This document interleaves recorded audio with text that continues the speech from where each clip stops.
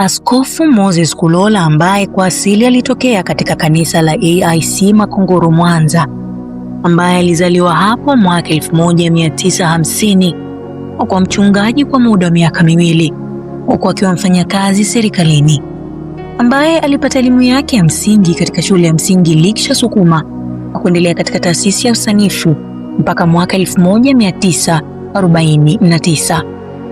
Mwaka 1959 aliendelea kuhubiri Injili vijijini na mijini huku akiwa bado mtumishi wa serikali, ambapo mwaka 1962 aliamua kuacha kazi rasmi na kujitoa kwa ajili ya kuhubiri Injili ya ufalme wa Mungu baada ya kujiunga na makanisa ya Kiuamsho ya Kipentekoste TAG, na mwaka 1964 mpaka 1966 alijiunga na chuo cha teolojia chini ya uangalizi wa kanisa la TAG.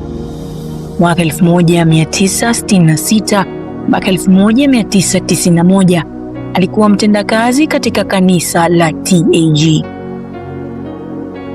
Kama ilivyoada, Injili ya ufalme wa Mungu ambavyo ilihubiriwa na Yesu Kristo baada ya mitume kwa kuambatana na ishara, maajabu, miujiza na matendo makuu ya Mungu.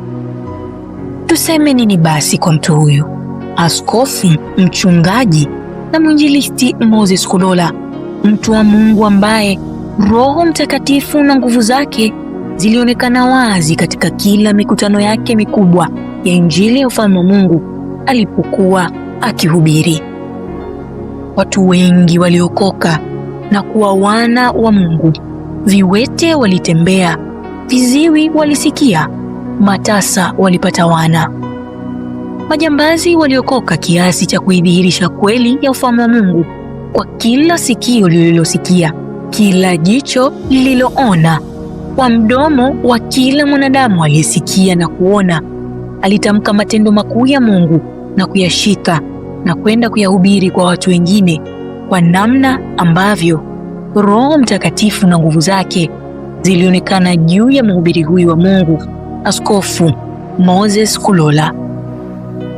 Tunayo mengi mambo ambayo Mungu Baba kupitia Yesu Kristo na Roho wake walifanya kupitia mtumishi wa Mungu Moses Kulola. Mambo mengi ambayo pengine kwa kalamu yangu itanichukua isidari na isadara kumaliza matendo ya Mungu aliyoyatenda kupitia mikutano ya Injili ya ufalme wa Mungu ya mtumishi wake askofu na mwinjilisti Daktari Moses Kulola ndani na nje ya Tanzania.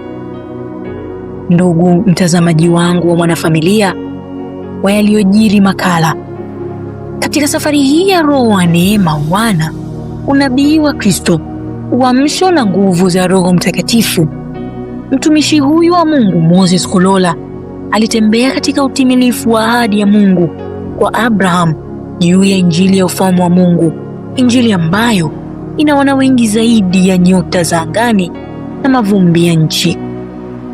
Ndivyo ambavyo kupitia Injili iliyohubiriwa na Moses Kulola alizaa wana wengi, kuleta uamsho juu ya mwili wa Kristo wa huduma mbalimbali ambazo leo hii tunaziona zikihubiri habari njema za ufalme wa Mungu Baba ya mtumishi wa Mungu Moses Kulola kutoka Tanzania Assemblies of God na kuanzisha kanisa la Evangelistic Assemblies of God Tanzania EAGT.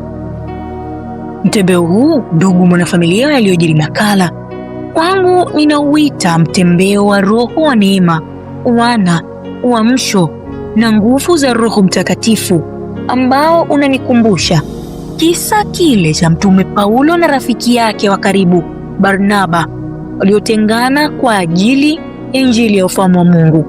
Mmoja kuelekea baharini na Mtume Paulo akapita Asia, huko kote kuihubiri Injili ya ufalme wa Mungu. Hivi ndivyo ninavyomfananisha Mwinjilisti Moses Kulola na Askofu Emmanuel Lazaro ambao walitengana mwaka 1962.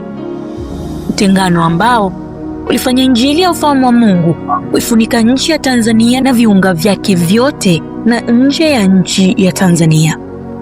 Utengano huu ambao ulikuwa ni matokeo ya Roho wa neema, wana, uamsho na nguvu za Roho Mtakatifu, ndio ambao ulisababisha huduma mbalimbali za watumishi wa Mungu kuanza kuchukua hatamu nchini Tanzania, hasa watumishi wengi kupitia uamsho huu wa Roho wa neema, wana, uamsho na nguvu za Roho Mtakatifu, baada ya Roho Mtakatifu kumtumia askofu na mwinjilisti Moses Kulola. Kwa kifupi, tunaweza kusema askofu na mwinjilisti wa habari za ufahamu wa Mungu Moses Kulola ndiye baba wa watumishi wa Mungu wengi nchini Tanzania, ambao nao kwa kupitia neema hiyo hiyo ya Kristo wameweza kusimamia maono ya Mungu na kuhubiri habari njema za ufahamu wa Mungu Tanzania na duniani kote. Makala hii imeandikwa kwa kalamu ya mwandishi Erney Mbala, mchungaji, huduma ya wana, mwaka 0 hadi 14 katika Taifa la Bwana, Pete ya Muhuri, Hagai 2:23, Dar es Salaam, Tanzania. Na msimulizi wako ni mimi Mary Kopwe katika kipindi hiki cha yaliyojiri ndani ya wiki.